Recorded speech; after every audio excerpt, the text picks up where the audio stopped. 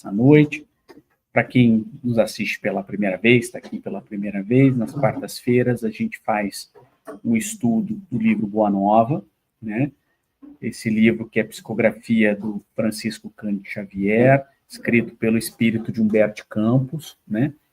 E a proposta das quartas-feiras, não toda quarta-feira, quando a Marisa e eu estamos aqui, às vezes a gente tem palestras e tal, mas quando nós estamos aqui, 1 ou 2 vezes por mês, a gente faz o estudo sequencial. Hoje vai ser o capítulo 18, tá?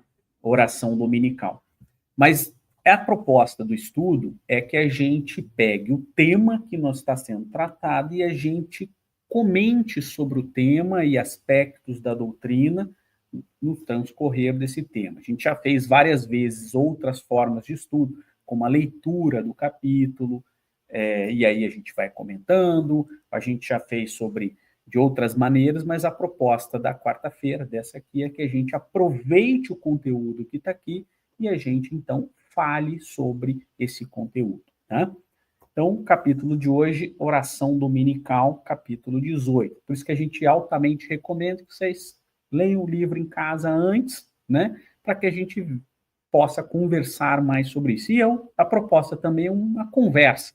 Então, em que a gente vai falar e dúvidas, e a gente pode ir conversando sobre o tema. Então, vamos lá. É muito interessante, todo mundo conhece a oração dominical, mas é o apelido do Pai Nosso, também a gente conhece com isso, né? Com esse nome. E esse capítulo, ele vai contar uma parte de Pedro, né? Pedro, conversando com Jesus. E para quem não conhece a obra Humberto Campos teve acesso aos arquivos celestiais dessas passagens, que muitas vezes são traduzidas em pequenos trechos dentro dos evangelhos ou do evangelho, e dentro dessa proposta, ele traz uma visão muito mais ampla em cada capítulo, né? E eu sempre brinco, todas as vezes que eu estudo sobre os apóstolos, eu me identifico com todos eles, nos defeitos. Normalmente, os mesmos defeitos que eles apresentam, eu apresento também. E esse capítulo em especial, ele vai falar sobre o Pai Nosso, né? E lá no final, mas o foco nem é o Pai Nosso. Na realidade, o Pai Nosso, uma explicação sobre o Pai Nosso, aliás, recomendo veementemente que veja a explicação de Kardec sobre o Pai Nosso no Evangelho, segundo o Espiritismo, parte de preces, no qual Allan Kardec, aliás, orienta que a espiritualidade, então, só para a gente entender o Evangelho segundo o Espiritismo, o maior capítulo que nós temos do Evangelho segundo o Espiritismo é o de preces, tá? O maior capítulo do Evangelho. O segundo maior é o Bem-aventurados dos aflitos. Claro que de preces é porque existem várias preces sobre vários temas, mas inaugura o capítulo de preces sob orientação de São Luís, só para que a gente tenha uma ideia de quem São Luís, para quem não sabe, São Luís é um dos encarregados, junto com a Pleiade do Espírito de Verdade, que também é João Evangelista, de trazer o Espiritismo para nós. E sob orientação de São Luís, há uma explicação da espiritualidade e de Kardec sobre cada ponto do Pai Nosso. Aliás, cada frase do Pai Nosso tem a frase e uma explicação detalhada da espiritualidade e de Kardec sobre o Pai Nosso. Muito importante. E por orientação e quase que obrigação da espiritualidade de começar o capítulo com o Pai Nosso. E vale a pena, porque muitas vezes é o tipo de oração que a gente faz repetindo sem meditar sobre ela. As palavras, né? E é de uma profundidade. Fica muito automática, né? Durante a vida da gente, né? E tem tudo a ver com esse capítulo. Porque nesse capítulo, menos a gente trata do Pai Nosso e mais de como ele chegou nesse Pai Nosso, né? Então, vamos começar a estruturar como a gente sempre faz do princípio, né? Para que a gente possa entender os preceitos de qualquer religião, qualquer, e o Espiritismo não é diferente, a primeira coisa que a gente tem que compreender é como essa religião define Deus. Porque como essa religião define Deus, é como ela vai tratar todo o resto dos seus pilares, tá? E, naturalmente, a compreensão de Deus, ela se dá no transcorrer da história. Se a gente for pegar, desde quando a gente era primitivo, no início, e aí nós podemos falar várias datas, mas a data principal é lá 30, pelo menos, vamos dizer assim, onde a gente tem arqueologicamente comprovação histórica, é 30 mil antes de Cristo.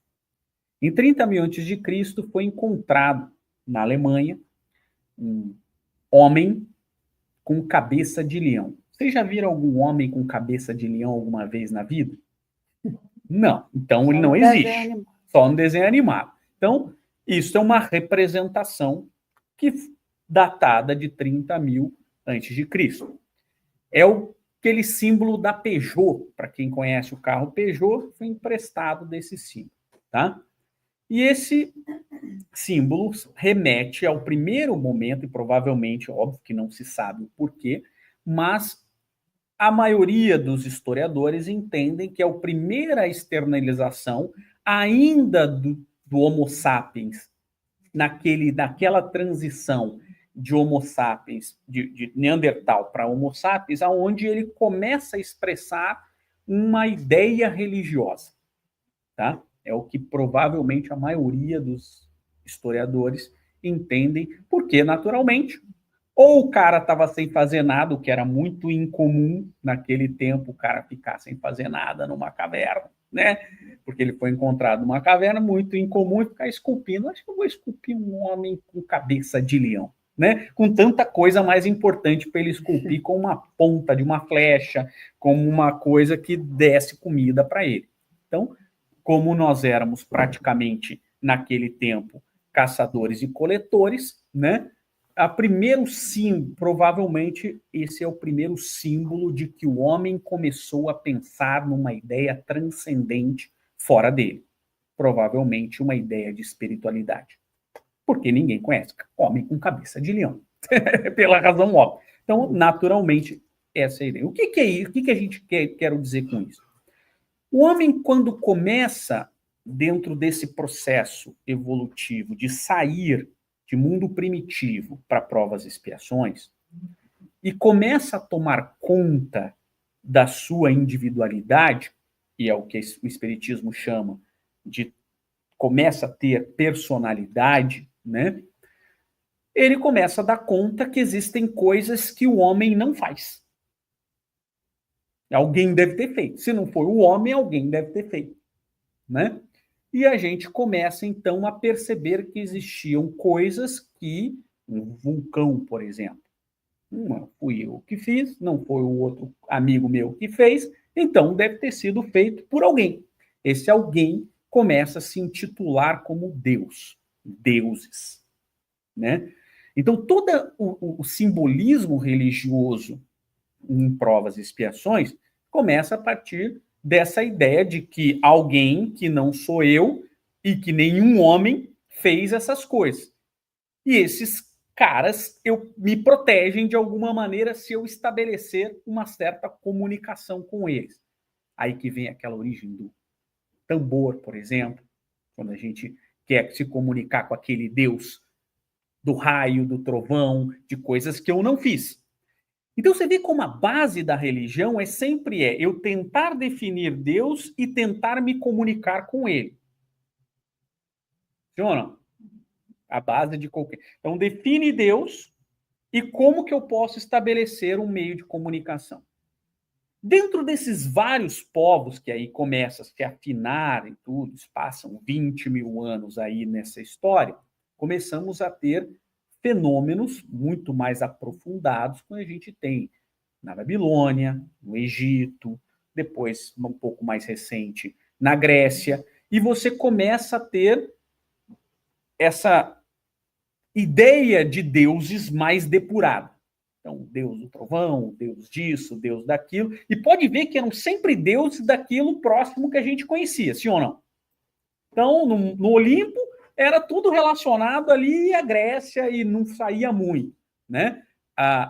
No Egito era tudo relacionado ao Egito, aquele estreito do Egito e tal, e não saía muito. Ninguém pensava, por exemplo, em Saturno, por exemplo.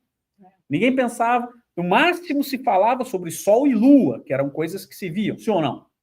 Então a gente relacionava a espiritualidade, Deus, e a gente tentava moldar tudo aquilo ali, dando características humanas, sim ou não? Sempre buscando ainda as características humanas. Humanas, sempre. Nós sempre colocamos Deus naquilo que a gente conhece, né? Então a gente estava sempre limitado àquele pequeno conhecimento e limitando sempre Deus. Sim ou não? Aí você teve um povo, por isso que ele é o povo escolhido. Por que ele é o povo escolhido? Não é porque ele era o único monoteísta. Não era isso. É porque ele era o único monoteísta com uma ideia um pouco mais avançada, que é o povo judeu, o povo hebreu, né? O judeu ele só é bem depois. Só é conhecido como judeu bem depois. É o povo hebreu. O povo hebreu começa a pregar esta ideia do Deus único e começa no primeiro mandamento. Olha que interessante. O primeiro mandamento é o que define Deus. Né? Aí nós estamos falando em 4.000 anos, 5.000 anos nessa definição. Essas datas são meio complexas porque, na verdade, é difícil você cravar uma data de muito tempo atrás, onde você não tinha muitas coisas. Tem algumas coisas que são fáceis de saber, outras coisas não. Calendário diverso, né? Calendário diferente, você tem questões arqueológicas são complicadas, né? O próprio Moisés, até hoje, não existe prova científica da existência de Moisés. Isso não quer dizer que ele não existiu. São coisas distintas. Por exemplo, até 30 anos atrás, não sabia se o rei Davi tinha existido ou não. Hoje foi encontrado provas arqueológicas da existência do rei Davi. Agora, se ele era o Davi, igual está narrado na Bíblia, é outros 500, tá? São duas coisas. Aí já é outra coisa, tá? Mas até menos de 30 anos atrás se questionava a existência do rei Davi, arqueologicamente falando. Lembra que nós estamos aqui falando? Porque a gente precisa separar, a Bíblia não é um livro de história. Ele é uma história para nos trazer uma transcendência. A história não necessariamente será contada ali como ela aconteceu. Porque o objetivo é outro. Esse não é importante. Como o livro de história é o pior livro de história que você pode encontrar. Porque ele não está ali para ser livro de história. Ele está ali para nos trazer uma história para que a gente possa transcender. Vou dar um exemplo para a gente não poder... Já deixo. Só para a gente... O cego de Betsaida, a cura do cego de Betsaida, não é para contar essa cura. O Novo Testamento e o Velho é a mesma coisa, não é para nos contar sobre isso. Aquilo ali é para nos alertar que nós somos o cego de Betsaida. Nós somos o homem da mão mirrada. Nós precisamos ser curados da nossa cegueira. Não é a cura. Aliás, eu estou preparando uma palestra sobre o cego de Betsaida, depois um dia eu vou fazer. Mas é que demora muito tempo. As curas mesmo, fica todo mundo, né, as religiões mais tradicionais também, que só usam, né, o Velho e o Novo Testamento, nessa categoria de ver a cura como um milagre. É o milagre, que Jesus era poderoso, Jesus sabia, Jesus curava, como se fosse um homem transcendente e diferente de nós, que fazia aquilo. Mas não era isso que Jesus queria mostrar para a gente. Hoje a gente sabe o que é que aquilo representava para nós, né? O que é que ele queria ensinar na realidade. E veja como isso é pequeno.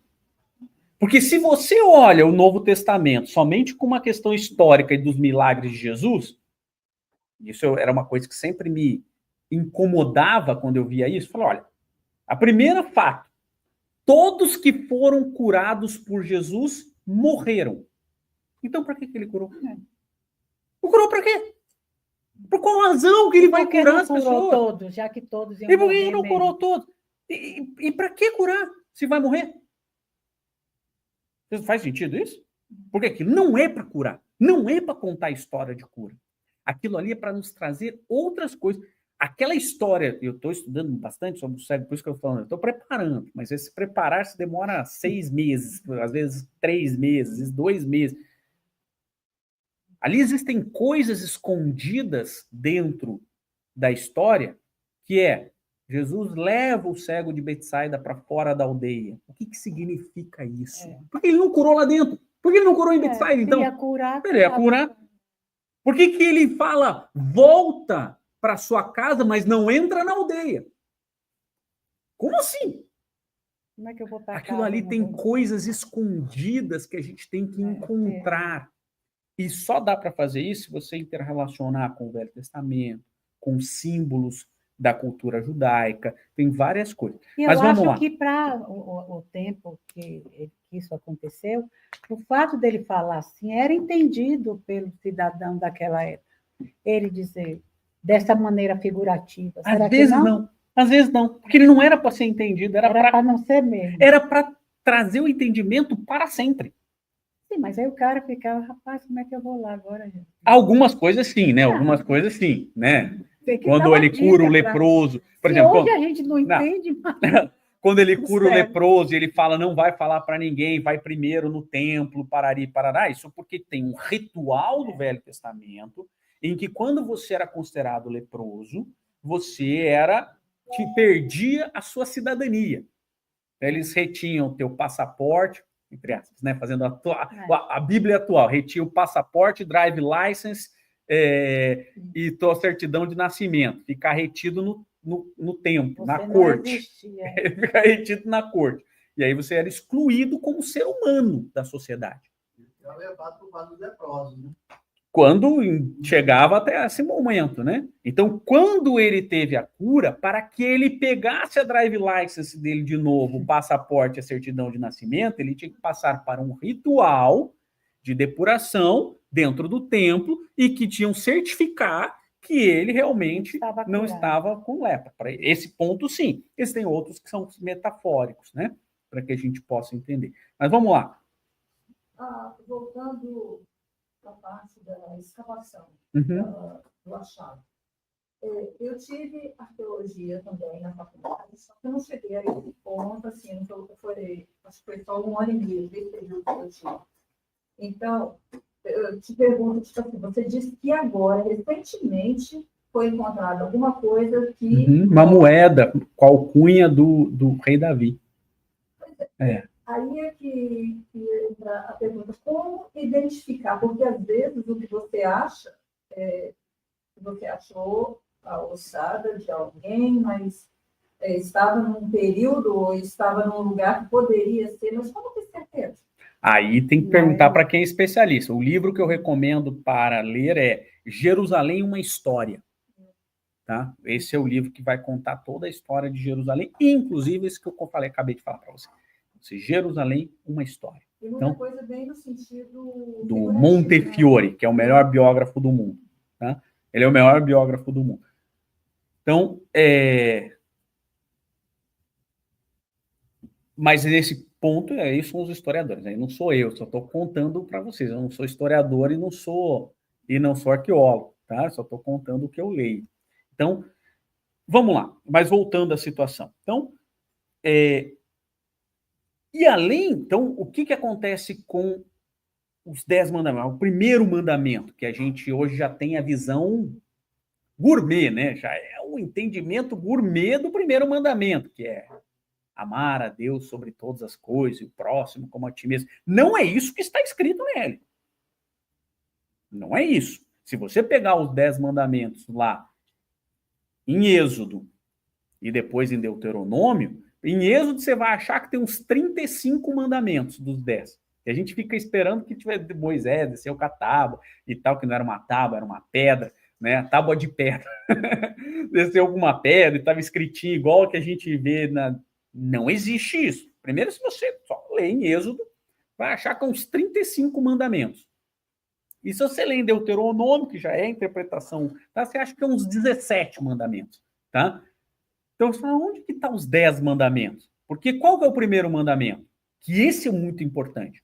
Não dar forma a Deus, não dar nome a Deus, não... E o que significa este mandamento? Que a gente está falando já na visão gourmet, que é amar a Deus sobre todas as coisas.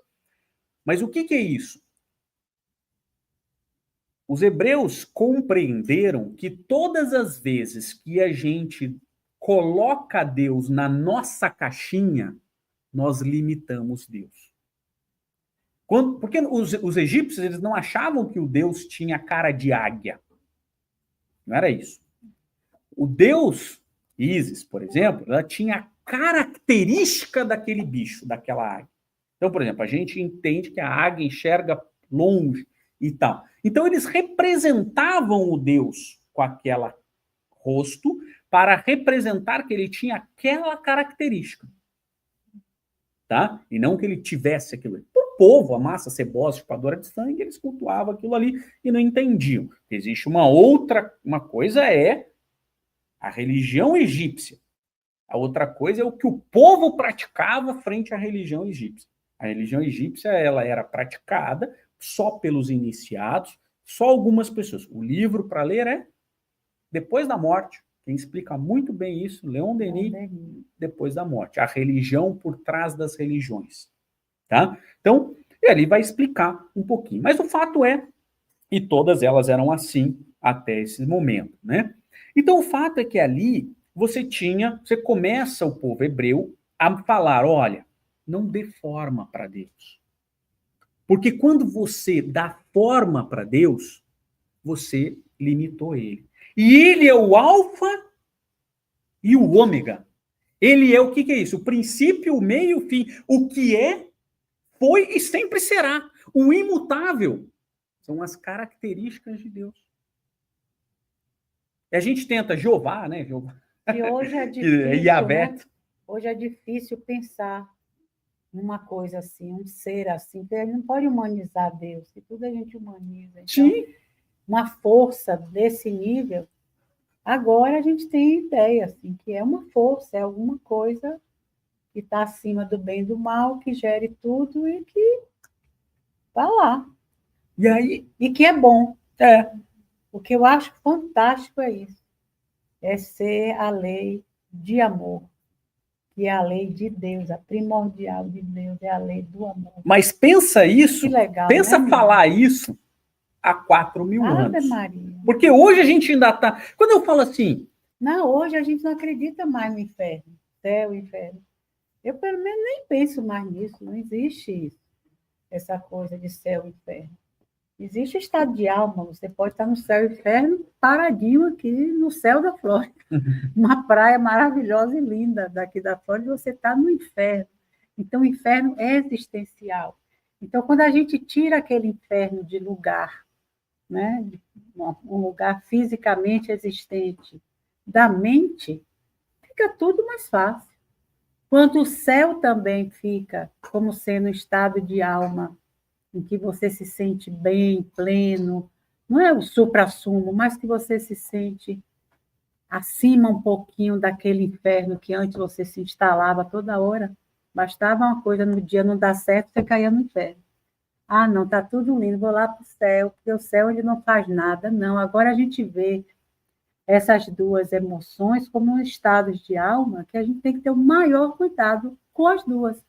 Porque senão a gente vai viver num bem bom que não existe ainda, ilusório, fazendo de conta que está bem e não está. Então, a gente tem que ter uma realidade de céu emocional. Né?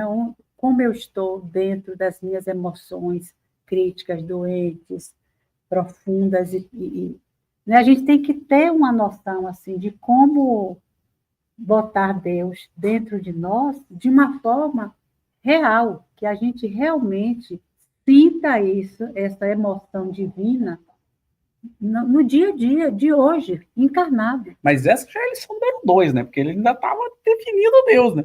Mas lá a gente não sabia era nada. Mas lá a gente veja, só estava tomando esse papo das. Mas veja como eles tinham uma definição importante de Deus, que é o que nós temos hoje, mas não compreenderam. E ao não compreender essa visão de Deus, o que eles transformaram em Deus? Que é o que muitas pessoas falam assim, eu não gosto de ler o Velho Testamento, porque o Deus do Velho Testamento, ele é um Deus punitivo, carrasco, não é assim? Então mudou Deus, ele deu um upgrade. Ele tipo, teve um upgrade com Noé. Quer dizer, é uma interpretação equivocada das pessoas, porque o que acontece? Uma coisa é o que veio na lei, por isso que quando Jesus vem, e depois Kardec também fala a mesma coisa, se eu não vim revogar a lei, vim fazê-la cumprir. E Kardec depois escreve assim, olha, o Espiritismo não veio revogar a lei, né? Tem que estudar o Velho Testamento. A primeira revelação, ela é importante, tanto que ela é citada no primeiro passo do Evangelho segundo o Espiritismo. A primeira coisa. Agora, a gente tem que separar o que era lei da época do que é a lei imutável. Isso, quem está falando isso é Kardec. Bom, e aí o que acontece com essa história? Como o homem há 4.000 anos não conseguia compreender essa definição de Deus, o que ele faz? O que a gente sempre fez na história. Deus é um homem superlativo. A gente deixa Deus do nosso tamanho e aí depois aumenta as características dele. Então, se eu sou um cara, quem era o patriarca hebreu? O patriarca era um cara que mandava e desmandava, que determinava quem vive e quem morre, quem sentava na mesa e quem não sentava, quem vai herdar e quem não vai. Não era assim o patriarca? Então, o que ele transformou o Deus? Aquele que era o imutável num patriarca superlativo. Naquele que decide qual é a tribo que vai morrer e qual não vai. Quem é o povo escolhido e quem não é. Só que não era isso que estava escrito. Isso já é a interpretação equivocada. Isso faz com que, se você como você define Deus, é como você se comunica com ele. Por isso que você vai entender a religião através da definição de Deus. E o que faz o cristianismo depois? Pega, se apropria do judaísmo, se apropria das lições trazidas por Cristo e transforma Deus em quê? No superlativo de um rei. Deus, ele é um rei sentado num trono, mandando nas pessoas, sim ou não? Isso que na Capela Sistina é representado como Zeus do Monte Olimpo. Não é isso?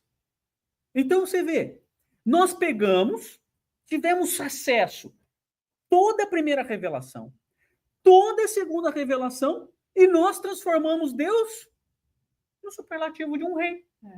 E a maioria das pessoas que são ateus, as pessoas que são hoje, são ateus por quê? Porque falam assim, olha, eu não acredito nesse Deus sentado num trono punindo as pessoas. E eu viro para eles e falo assim, eu também não. Nesse ponto, nós somos ateus também. Eu também sou ateu. Porque num Deus que fica governando... E nós achávamos que Deus era o Deus da Terra, sim ou não? Você lembra que quando a gente definiu Deus só conhecia a Terra. Nem a América conhecia. Só conhecia o Deus da Europa. Era o Deus europeu, não é? O Deus não é um príncipe europeu, um rei europeu? E aí, vem a América, vem o século XIX, o século XX, o telescópio Hubble, o James Webb, e aí fala assim, olha, então, sabe aquele Deus que está escrito que criou o mundo em 7 dias, que na verdade é a Terra, e que na verdade em 7 dias não é possível, porque só no 4º dia que fez o Sol e a Lua, então como é que ele contou os 3 primeiros dias? Ué, me conta como é. Porque isso é metafórico. Isso é metafórico. Você vai olhar a Bíblia como se fosse um livro de história. E existem momentos que ele é uma poesia. Porque a gente pega o Velho Testamento e acha que alguém sentou e escreveu o Velho Testamento. O Velho Testamento ele foi escrito ao longo de 2000 anos por várias pessoas, mediante histórias contadas. Então, quer dizer assim, você tem vários estilos literários, tem alguns que são romance, tem alguns que são história, tem alguns que são poesia, alguns trechos são metafóricos. E é óbvio, então Adão e Eva. Como é que é a história de Adão e Eva? Adão, Eva e o coco, né? E os primos. Né? E o coco, porque Eva comeu e bebeu do fruto proibido, não pode ser maçã. Então, só pode ser um fruto que dê para você comer e beber, deve ser um coco, né? Foi lá na Bahia. Aí, foi expulso do paraíso, teve 2 filhos, Caim, Abel, que na verdade eram 3 filhos, né? Porque Caim, Abel e Sete, ninguém fala do Sete, né? Coitadinho. Aí o Caim matou Abel, sobrou o Caim e o Sete, que casou com uma prima. É uma prima, foi para o norte e casou com uma prima. Eu digo, Que prima? E de onde veio essa prima? Quer dizer, parece que a gente série do YouTube. Que tem o episódio 1, 2, e pula pro 7 e fala assim, eu perdi o episódio. Onde é que nasceu essa prima? Essa prima é filha de quem? É parente do Adão ou da Eva? Ou da cobra. Porque isso é metáfora. Você está esperando um livro de história. Legal. Se eu acabei de falar que tem prova científica de 30 mil anos. Brigas entre as religiões, a religião que achava que era assim, a outra não. Imagina, aí você vai discutir uma coisa que ninguém sabe de nada na realidade. E aí Deus criou o sol no 4º dia. É tudo simbólico.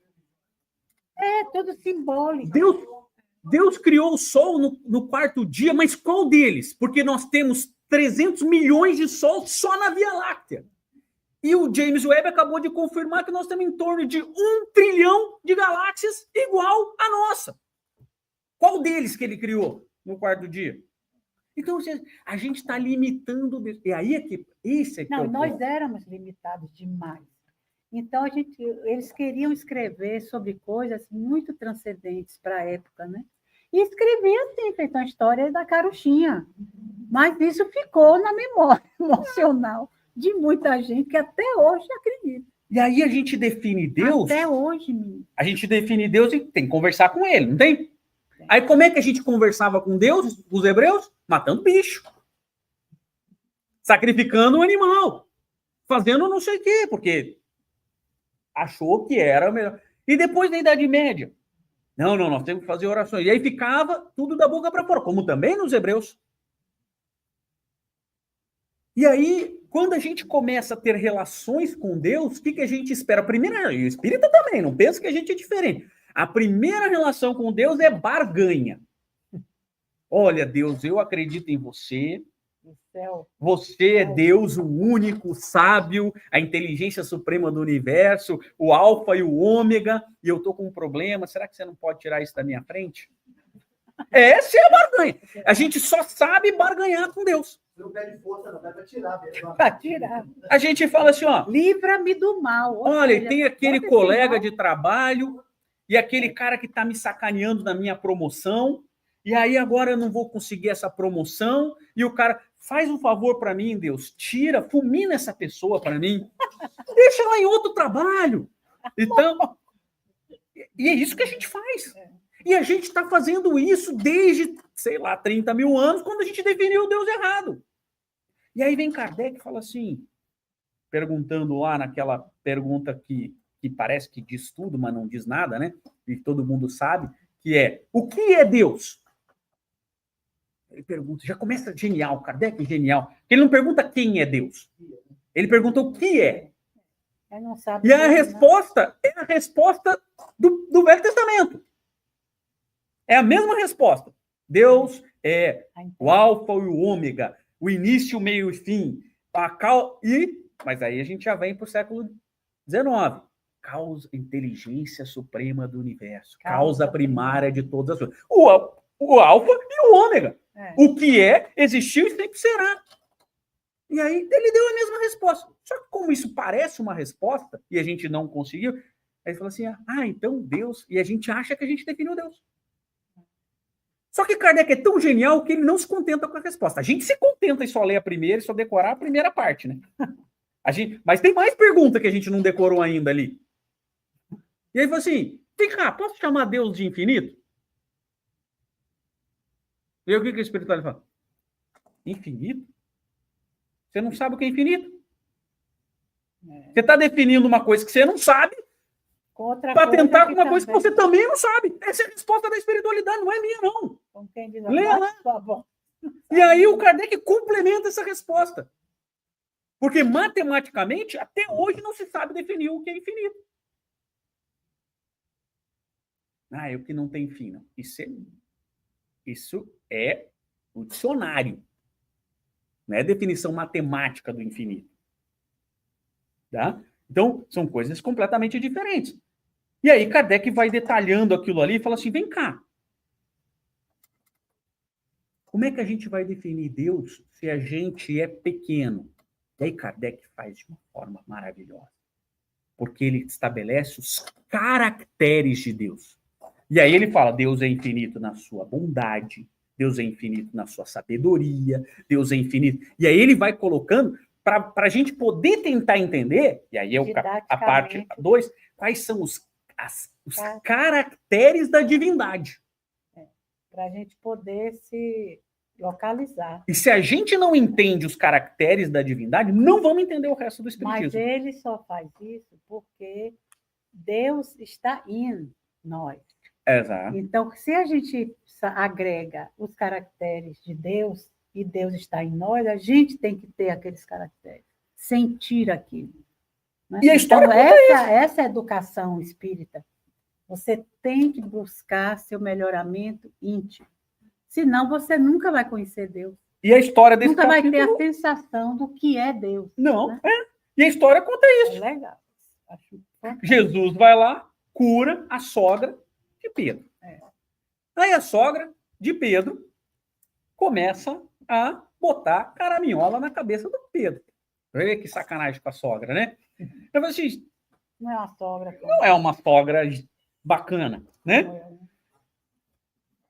Não é uma sogra bacana. Então, o que acontece? A sogra fala assim, vem cá, a gente sabe que ele é o Messias. Você está trabalhando para ele. Por que você não pede para ele dar uma aliviada nas tuas coisas? Que é essa barganha, né? A gente está ali barganhando com Deus. Mas como Deus é uma figura muito etérea, né? Pô, Cristo está ali, o representante de Deus, né? Ou como diz João, né? Melhor definição. No princípio era o verbo, e o verbo estava com Deus, e o verbo era Deus. Jesus era o verbo. Jesus é o verbo. Isso não sou eu que estou dizendo, é João. Pega o Evangelho de João e ele faz esse paralelo com o Velho Testamento. E o que é o verbo de Deus? O que é o verbo de Deus? Aquele que executa a vontade. Verbo de Deus. Aquele que E é o que depois Emmanuel chama lá em A Caminho da Luz de co-criadores em plano maior. São os espíritos crísticos que executam a vontade de Deus e criam planetas. Tá lá, hoje é uma explicação melhor. Mas na época você tinha que falar que ele era o verbo, aquele que executava. E o verbo estava com Deus. E o verbo era Deus. Era Deus no sentido da sua execução.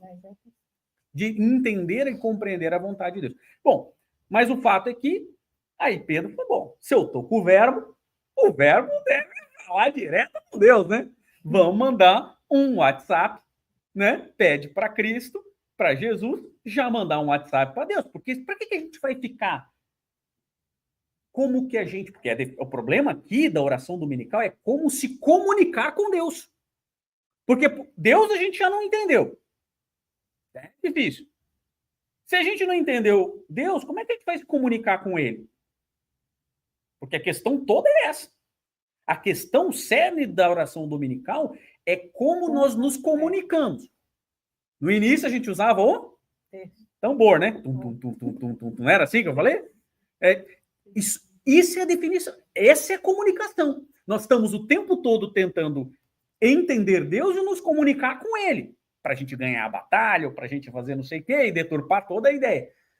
E foi o que Pedro fez. Começa a deturpar. Chegou e falou assim, vem cá, mestre, já que você tem essa comunicação com Deus, você não pode tirar, pô, a gente passa por tanta dificuldade, eu tenho que sair para pescar, pescador sai para pescar que horas? 9h30 da manhã, aí ele acorda, vai tomar um café? Madrugada. 4 horas da manhã ele já está no mar. Então ele tem que acordar às 2, preparar tudo, não sei o que lá. Vida fácil, sim ou não? Vida fácil. Então, pô, tô passando por essas dificuldades, não dá para pedir para dar uma aliviada, porque esse é a gente. É por isso que eu falo do Pedro, quando eu me identifico com os apóstolos, porque somos nós.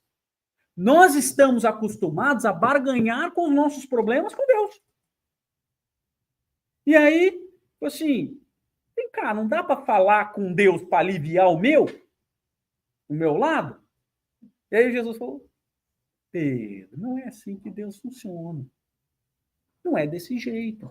A comunicação com Deus, ela vai existir, e é isso que Jesus vai nos ensinar, quando aquilo que você pede, 1, é merecido, e 2, aquilo que você pede está em consonância com a sua necessidade. Agora, se aquilo que você pede é fruto do seu egoísmo, do seu orgulho, ou não é necessário para o seu processo evolutivo, você não vai ser atendido. Porque a gente confia em Deus, né? Porque fé em Deus é confiar em Deus. Até o não. Eu confio em Deus até receber o não dele. Porque quando eu peço para Deus, Deus me tira aquele traste do meu trabalho, que quer sacanear, e ele por uma razão sai, você fala assim, olha como Deus me... Agora, quando ele recebe a promoção, é que você fala, que você desconfia de Deus. Ou o Deus dele é mais forte? Porque era assim que se pensava, né? E é por isso que Cristo, quando ele vai falar, ele fala assim, não é assim que fala com Deus. Você tem que pedir as coisas considerando vários fatores. E ele falou assim, mas como assim? Ele falou assim, você não tem como dar um exemplo? E ele falou assim, vou dar um exemplo. E aí ele começa a falar o Pai Nosso, ou oração dominical. E já começa assim, ó. Olha a comunicação. Pai Nosso. Opa! Então, se ele é Pai Nosso, ele é meu pai e do traste que trabalha comigo. Viu ou não? Então, quando a gente pede para fulminar o traste, quando pede para fulminar, sacanear o cara que está te sacaneando, a gente está falando do nosso egoísmo para Deus, mas esquece que é pai do outro também. Não é assim? Então, a primeira coisa, veja só como ele faz uma quebra e que poucos entenderam naquele tempo. Porque se ele é Pai Nosso, ele também é dos egípcios, sim ou não? Ele é dos palestinos. Ele é dos outros, sim ou não? Opa! Então, aquilo que você vai pedir a Deus tem que estar considerando todos. Inclusive, ele fala, né, que Joana tem muitas servas para ajudarem ela, e a mulher dele está trabalhando, pô, tem que plantar. Né? Por que o outro tem, e, né, ele tem que acordar cedo e o outro não tem? Então, tudo isso Jesus explica, são os trabalhos que o homem exerce e é assim mesmo, não tem que ficar, eu devia ganhar mais porque eu dou mais duro do que ela, não tem nada a ver. E você vê como é uma falha de entendimento dos 10 mandamentos. Dos 10 mandamentos. Porque o 9º mandamento e o 10º mandamento, um é não cobiçarei a mulher do próximo. E o outro é não cobiçarei a casa do próximo, o asno do próximo, tudo do próximo. Ou seja, não queira a experiência do próximo na sua vida. Porque você só vai fazer bobagem. Olhe para você, para sua experiência. Olha, eu queria ter o dinheiro do Elon Musk. A última coisa que eu queria é ter o dinheiro do Elon Musk. Eu queria ter um pouco mais do dinheiro do que eu tenho. Isso eu gostaria. Mas não queria ter o dinheiro dele. Porque se ele, no seu estágio evolutivo, só faz bobagem, eu, me conhecendo, só faria pior. Então Deus sabe o que faz. Ele fala assim, cara, você não pode ter dinheiro. Não pode. Senão Você não vai pobre dar já aula é pra assim. Eu não vou dar aula para mim. Vai ficar muito ocupado.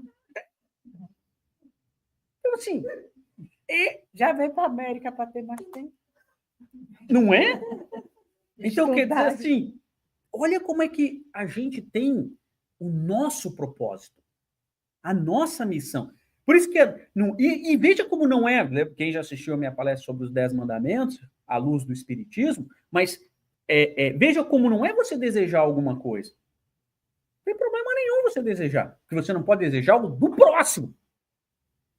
É o do outro. A serva da Joana de Cusa. Jesus dá o bizu ainda ali, né? Bizu é uma coisa bem antiga, né? Ainda dá o... Pode ser que um dia ela perca. E ela perdeu. Tudo que ela tinha, ela perdeu. Inclusive a própria vida em prol do Cristo. Né? Então, veja. São coisas que a gente está pedindo o quê? Da matéria? A nossa oração é focada na matéria? E veja como não há um desprezo na matéria. O pão nosso de cada dia nos dai hoje. Não um desprezo da matéria. Mas ele não fala assim, o pão, o brioche, o cupcake me dai hoje. Ele fala o pão nosso.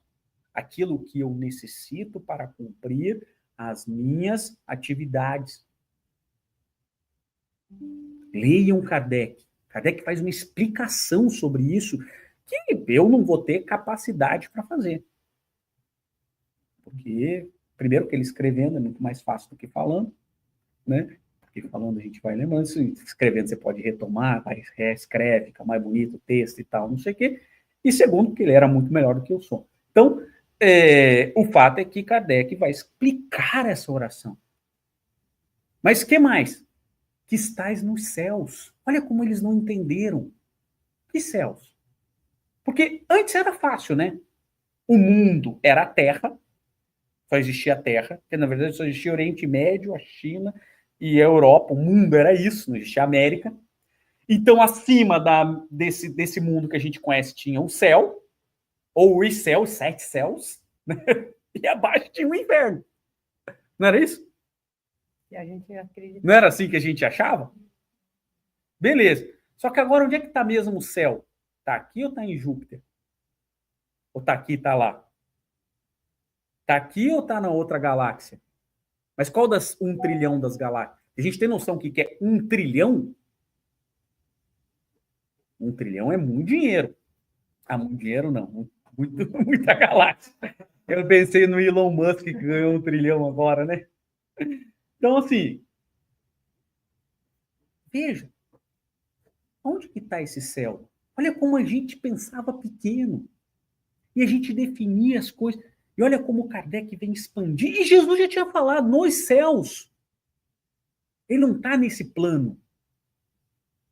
Ele domina os céus. Os céus da onde? De todos esses lugares. De todos esses lugares. Porque ele está para além disso. Para além. Então veja como a gente começa a se comunicar com Deus, compreendendo a sua dimensão, né? Porque ele está. Isso é um convite para a gente compreender. Venha a nós ao vosso reino, porque aqui também é o vosso reino. E não que ele não estivesse conosco, mas nem sempre ele sempre está conosco, mas nem sempre nós estamos com ele. E aqui uma coisa importante da oração, porque, lembra, se você quer compreender o Espiritismo, ou qualquer religião, compreenda a definição de Deus e compreenda como que a gente se comunica com ele. É por isso que o Kardec define Deus e lá no Evangelho segundo o Espiritismo gasta o maior capítulo para mostrar como que a gente se comunica. Quem entendeu o Espiritismo e toda a sua essência, conheça todas aquelas preces. Não é decorar. Porque decorar a gente já vem decorando há milênios. Mas compreender a profundidade daquela prece. das preces que estão lá. Porque ali é uma forma de comunicação.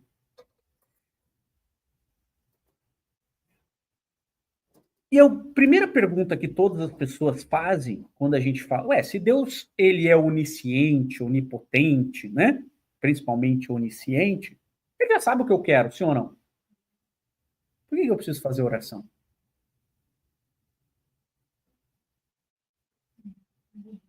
É uma grande pergunta, sim ou não? É a mesma coisa que Jesus está dizendo aqui. Venha a nós ao vosso reino. Se ele já está conosco, por que eu tenho que pedir que ele venha a nós? Vocês perguntaram isso? Porque a oração não é para mandar em Deus. A oração não é para dizer o que a gente precisa, porque Deus já sabe. A oração ela serve para dosar o nosso querer. Dosar o nosso querer. A gente precisa aprender a pedir, ainda que a gente já saiba que Deus está conosco, não é isso? Faz sentido isso? Isso é de uma profundidade muito grande. Dosar o nosso querer é não desejar que o traste lá do trabalho seja fulminado. Porque ele não vai ser. Por mais que você queira. Dosar o querer. O próximo ensinamento da oração dominical é como nós temos que aprender a pedir. E o que pedir?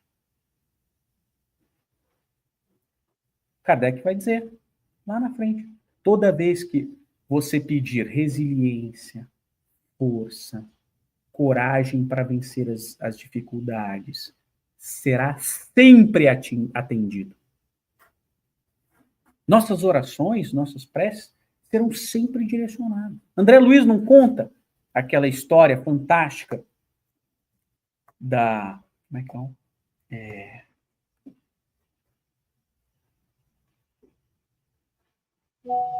Tentando lembrar aqui o nome dos personagens, né? A menina vivia com o pai.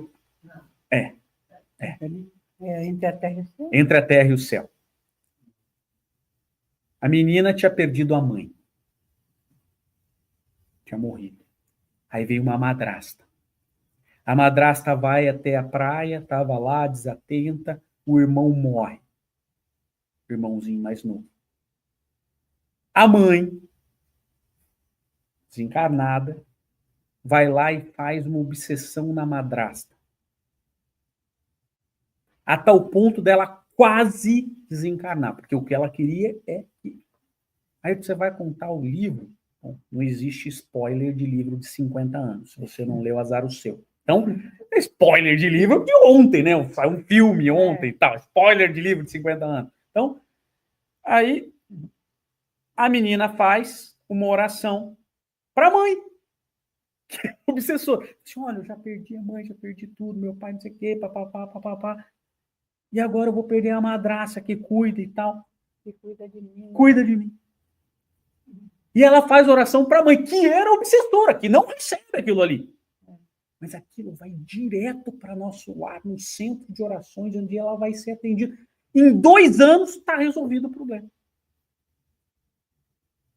Mas demorou 2 anos. Imagina. Ministro de nosso lar pega aquela oração, que não foi para ele, já que a mãe não podia atender porque ela era obsessora, e fala assim, deixa comigo que eu resolvo. Mas não foi isso, mais ou menos. E ele chegou lá e não conseguiu resolver. Não conseguiu. E aí ele falou assim, agora, André, eu vou evocar a irmã Clara, porque para resolver esse problema, precisa de alguém com poderes superiores aos meus. E esse poder é amar.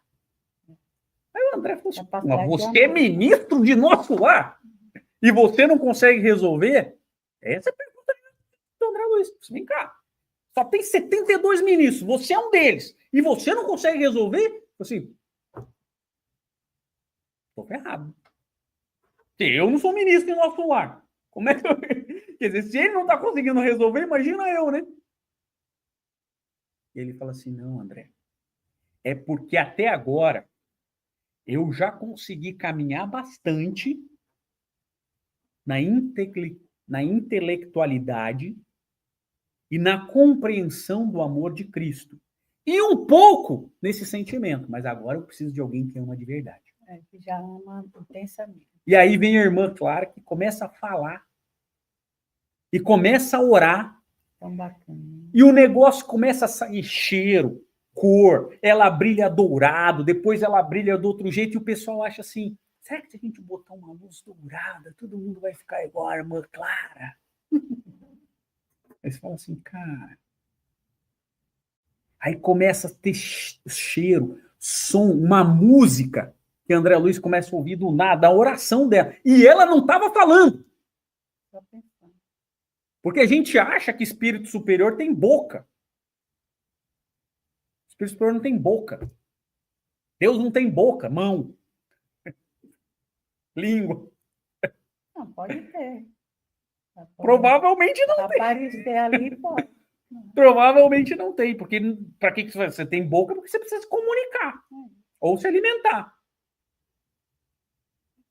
Não é o que conta André Luiz, que o espírito superior, que nem estava na Terra ainda, não estava tinha que se materializar para poder dar a palestra. Porque no estágio em que ele estava, ele já não tinha forma humana. O perispírito já tinha outra forma. E era o pensamento que falava. Porque é com o pensamento. Porque a gente treina o sentimento. A oração... Quando você sente, você já está irradiando. A oração é mais que racional. A gente pode ficar repetindo o terço, né? Ou o rosário, né? O pessoal não sabe. O rosário é o que você tem que rezar sempre. O terço, ele é 1/3 do rosário. Por isso que chama terço, né? Então... Você pode fazer o rosário toda hora, ou 3/3, que daí é um rosário, e mesmo assim não sentir nada. Tem que sentir, sem sentir não. E você pode fazer uma oração de meio segundo e aquilo atravessar direto e ir para os ouvidos de Deus. Que é quando você olha uma criança que está passando necessidade, você fala, meu pai, ele abençoa essa criança. Pronto, acabou.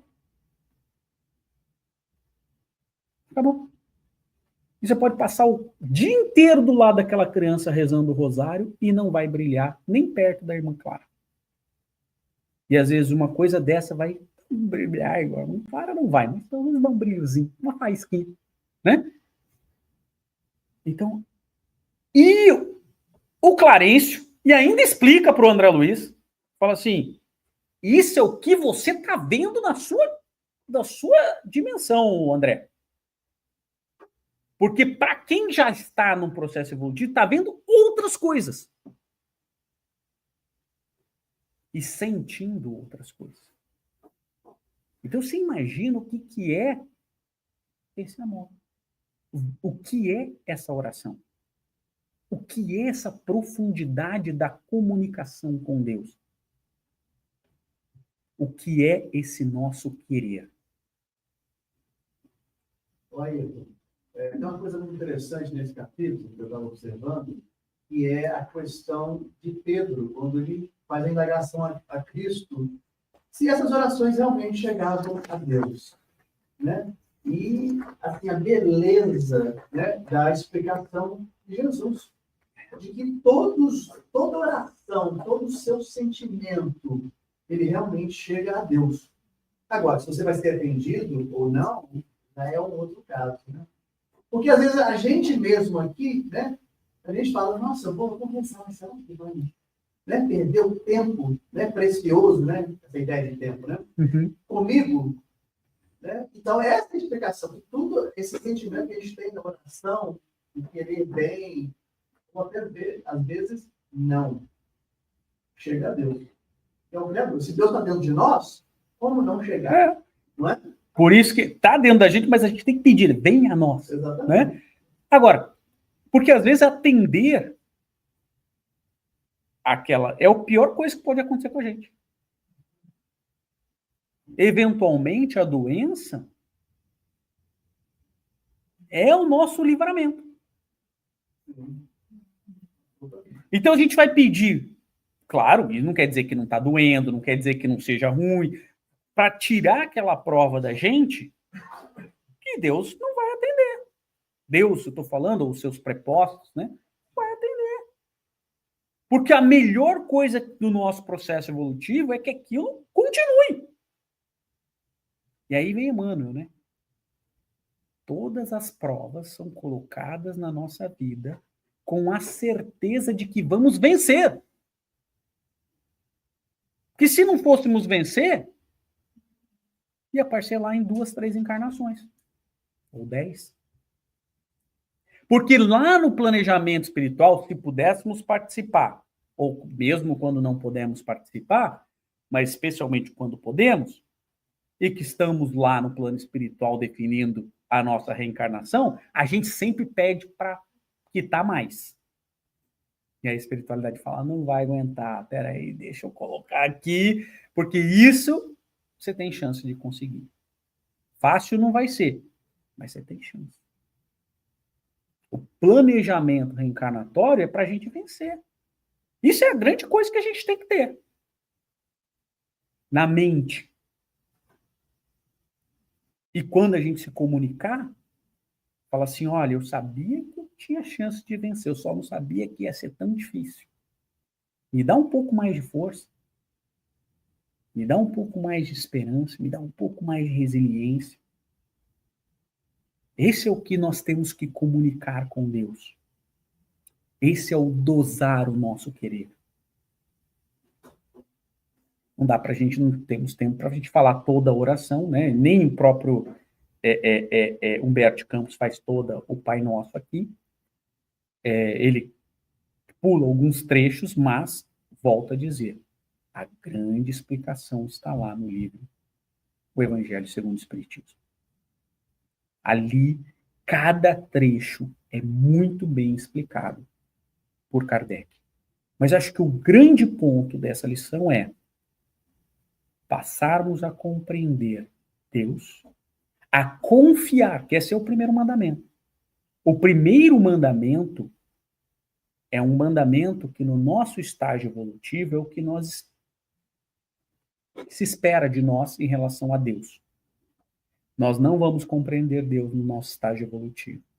Nós não vamos saber das suas vontades, porque isso aí é espírito crístico. É o verbo que faz isso. Nós só somos convidados em provas e expiações a confiar em Deus, a estabelecer laços de fidelidade com Deus. Esse é o convite que é feito no nosso estágio evolutivo. Estabelecer laços de fidelidade. O pessoal fala, né? Deus é fiel, tem aquele adesivo, não tem? Bonito. Ele é, e você? Porque pergunta é outra. Deus é. Ele já estabeleceu o laço de fidelidade, mas nós estamos fiéis aos desígnios de Deus? Mesmo quando é não? Mesmo quando a resposta é não? Então veja como a gente está aprendendo nisso. E é difícil, né? Porque quando dói, dói, não dói? Dói. Mas a gente também tem que lembrar que quando dói, é porque isso é um resgate. Por isso que Kardec perde o segundo maior capítulo do Evangelho segundo o Espiritismo, é Bem-aventurados os aflitos. Só para explicar para a gente que quando dói é bom. Não bom no sentido do que a gente está sentindo, mas para o nosso processo evolutivo. É o sinal de que alguma coisa ali precisa ser definida. E sem ideia de masoquismo, né? Sem ideia de masoquismo, porque não é também para entregar o pescoço ao assassino, se autoflagelar, porque isso foi as deturpações, né? As deturpações desse ensinamento. Ah, então se a gente tem que sofrer, eu vou sofrer mais ainda. Eu vou mutilar a carne para eu não ter o desejo. E você mutilou o espírito? Porque o convite é mutilar o espírito, não o corpo, né? O que é mutilar? É você tolir as vontades do espírito. Porque como não dá para autoflagelar o espírito, né? Ainda bem, né? Senão tinha um povo que... Mas o símbolo é esse.